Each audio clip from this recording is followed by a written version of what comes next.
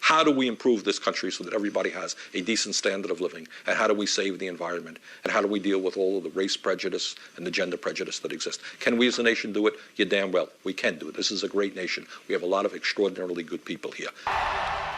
Nearly 10,000 people coming out in Wisconsin to support presidential hopeful Bernie Sanders. Look at this. Look at the crowd. Does the Vermont senator pose a real challenge to Hillary Clinton? Look at that crowd, Margaret. Look at that crowd. Well, My concern is that there are enormous problems facing our country which need serious discussion. What's interesting here is that Bernie Sanders is not in Iowa and South Carolina. He's in New Hampshire, but he's not driving after all the votes in these primary states. What he's doing instead is going to liberal bastions across the country, generating a groundswell and a movement of energy amongst populists to energize the ideology of the Democratic campaign. They are solvable problems. They can be solved if we as a nation begin debating these issues, formulating policy, implementing that policy. A real threat, John? Not a real threat to Hillary Clinton's nomination, but it is absolutely a signifier that the progressive left is more active and resurgent in the Democratic Party. The true believers want someone they can truly believe in, and Bernie Sanders represents a totally guilt-free snack.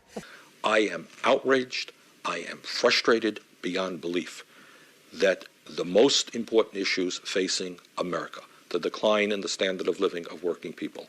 He is not going to be the nominee. You can support him wholeheartedly. You can give him a small donation, but you can do so without the burden of thinking he actually is going to be the nominee or president of the United States. Our disastrous trade policy, our disastrous health care policy, the priorities of this country by which we have the highest rate of childhood poverty in the world, and at the same time we give huge tax breaks to the rich. So what does Hillary Clinton do about the guilt-free snack? Does she come out against hummus here? She's got $45 million in the bank, which we... The loss of local control, if you like.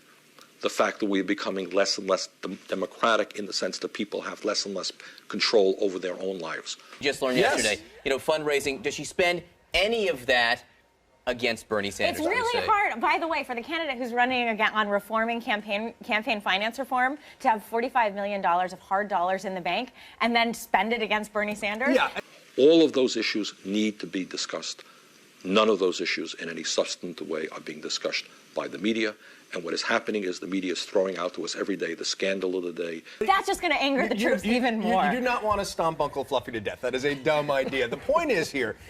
But we will not solve those problems until they are discussed. These issues will not be discussed until the media focuses on them, and the media will not focus on it so long as you have a handful of corporations controlling it and using the media only to expand their profit base rather than improve our democracy.